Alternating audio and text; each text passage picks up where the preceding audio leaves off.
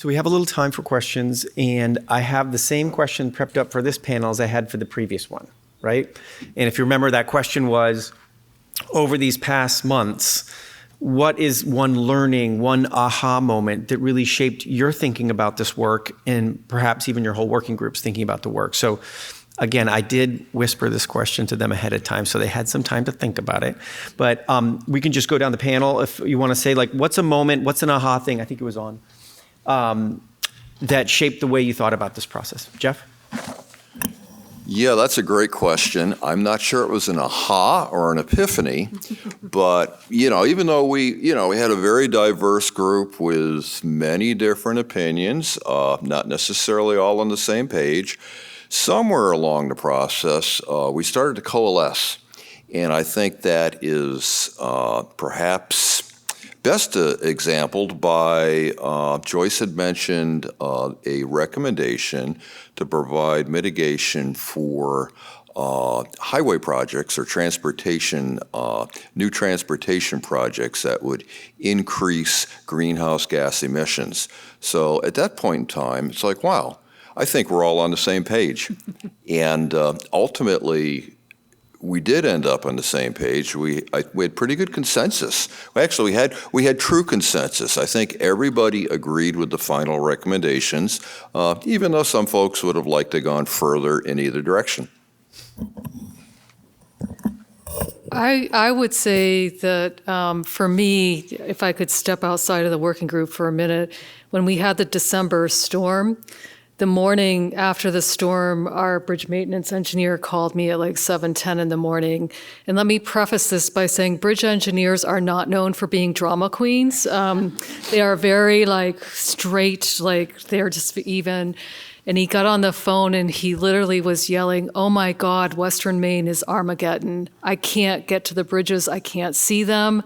I don't know what's open. I don't know what's washed away." And I think for me, it was a affirmation that this work we're doing is important.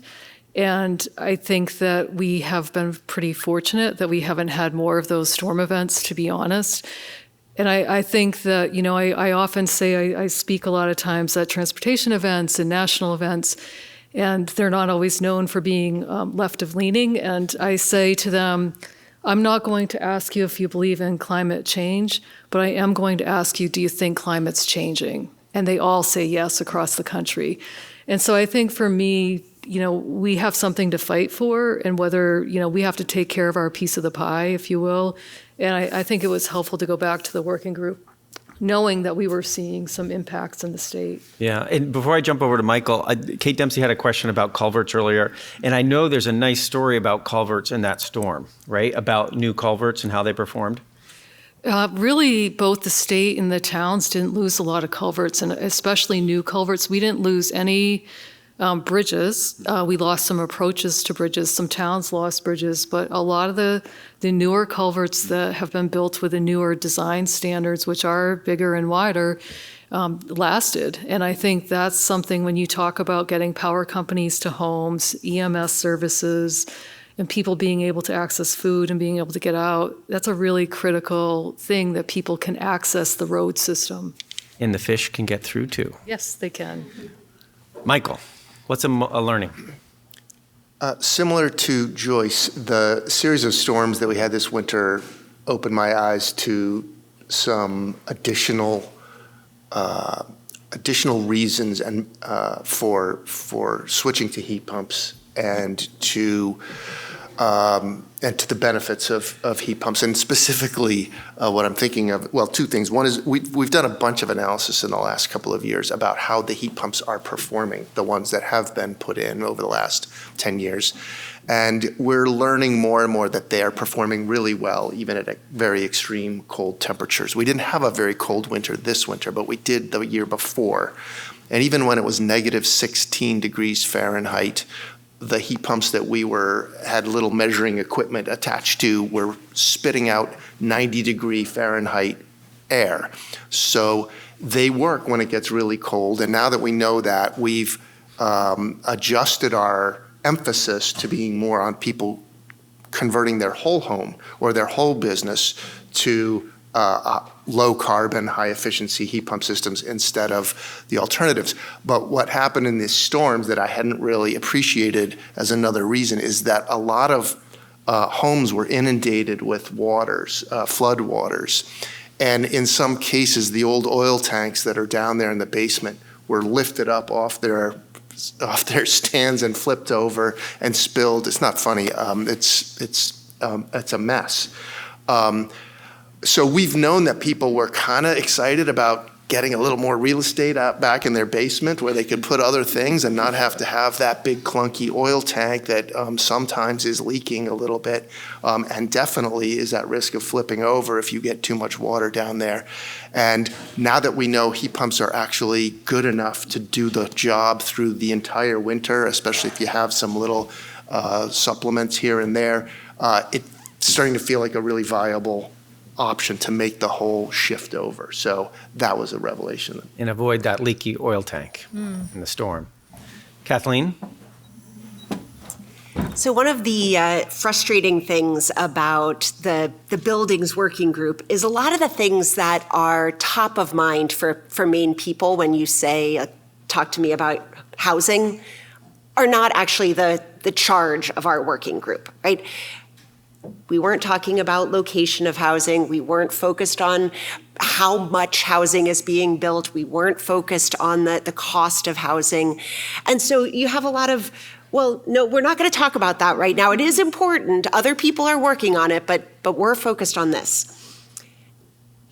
And then we learned about the zero energy ready manufactured homes, which have this ability to answer that question about housing that's affordable to Maine people at all income levels and housing that is really high performance. So this new certification program that came in with the Inflation Reduction Act could actually get manufactured homes that are solar ready, so they've got the roofs are strong enough, the electrical's all set up, and manufacturers of those homes are eligible for a $5,000 per unit federal tax credit. That could be a game changer, especially when you look at the fact that about 20% of new homes in Maine have been manufactured homes in recent years. So that's really exciting, and that, especially when you think about the opportunity that we have at the state level to layer in incentives for the consumer. Who knows what we'll come up with, but it's pretty exciting. Nice. Love that.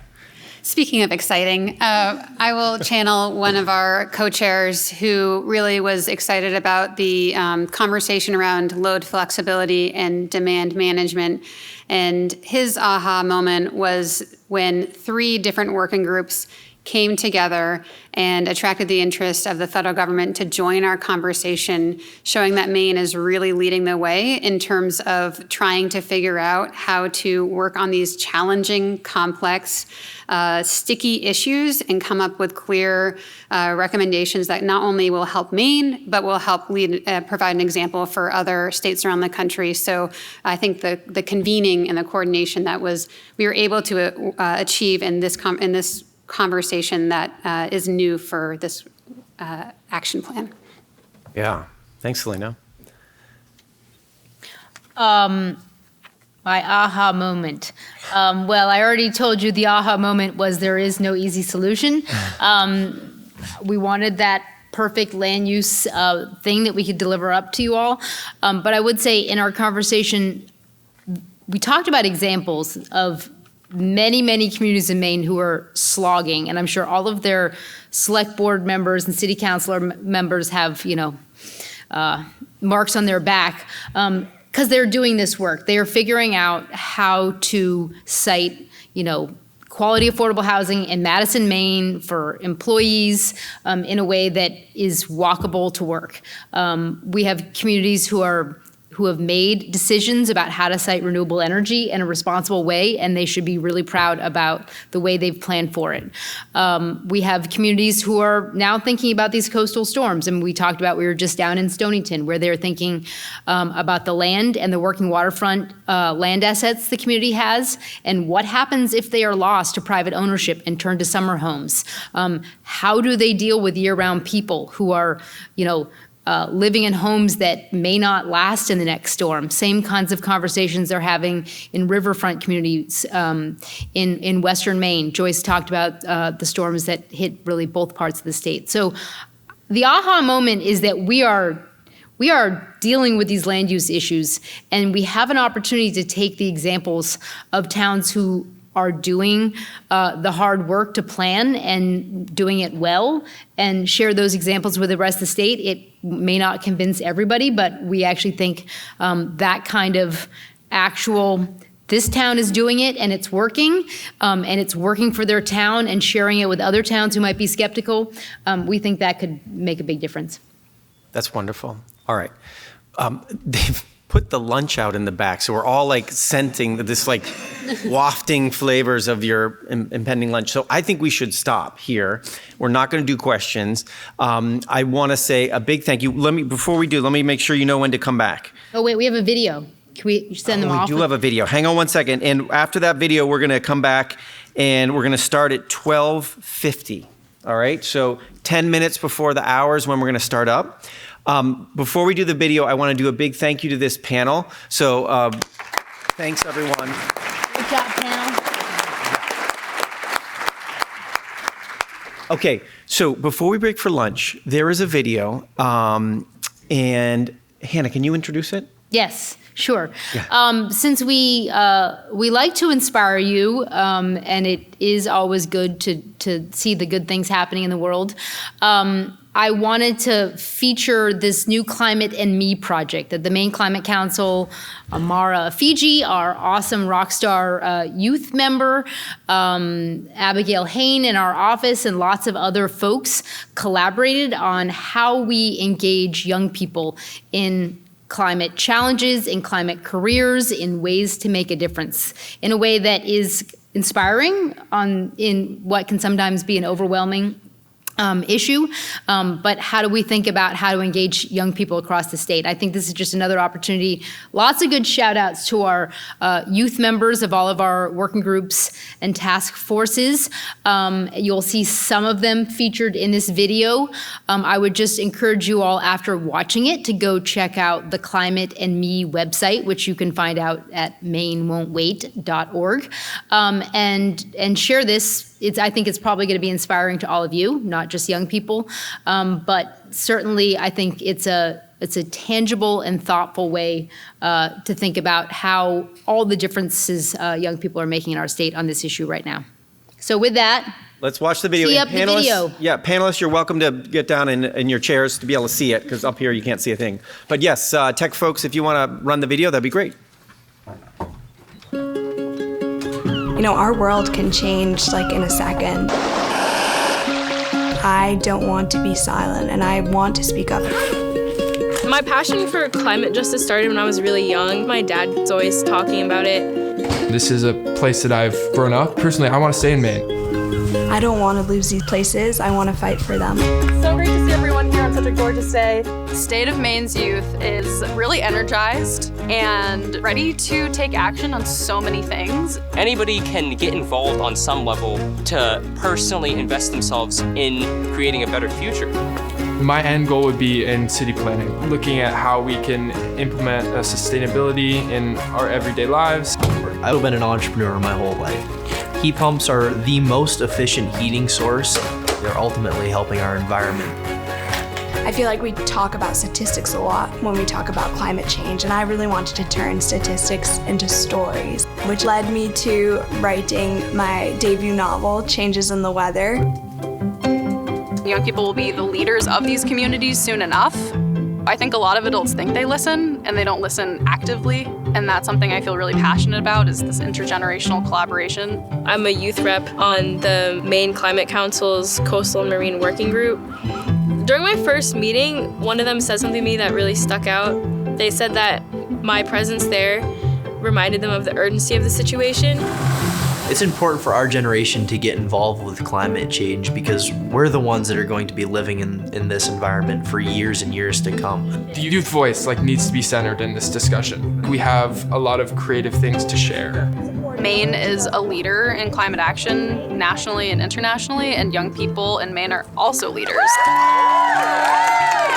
When a lot of young people get together, it creates a more powerful movement. I am young, but I am willing. And I am not alone. We all get together and devote energy towards this issue. I think it's something that we can seriously mitigate. I'm just really hopeful right now and really excited to see what is happening. It's great because I actually feel like my voice is being heard. Optimism and joy and hope are the essential ingredients for climate action. Turning your passion into purpose. You can enter this conversation in so many different ways. Climate in me. Climate in Me is planning for the future. It's me speaking my voice. Spreading the message through research and fiction. It's using my words to change the world. Climate and Me is connecting youth to climate action. There's a place for everybody.